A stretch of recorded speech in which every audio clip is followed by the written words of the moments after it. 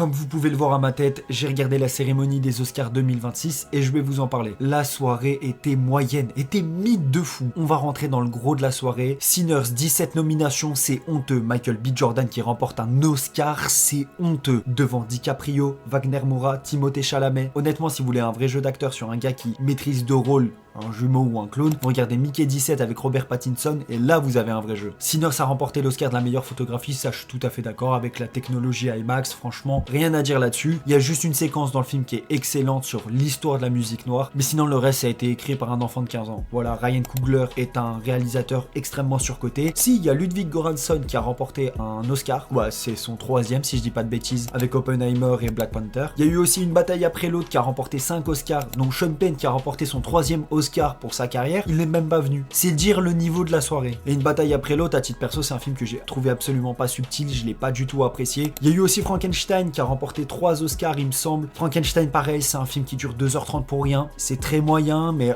en tout cas dans l'esthétique, je trouvais ça incroyable. Et bah, il a remporté l'Oscar du meilleur make-up et du meilleur hairstyling, ainsi que l'Oscar du meilleur costume. Après, petite surprise pour ma part, Amy Madigan a remporté l'Oscar du meilleur second rôle féminin dans Eva-Nui après 40 ans avec une première nomination. Après toutes ces choses, la soirée, je l'ai trouvée vraiment moyenne. Marty Supreme n'a remporté aucun Oscar, sûrement à cause de sa campagne agressive et aussi des casseroles qu'a Safdie en ce moment. Donc vraiment, les Oscars 2026, c'est juste à oublier.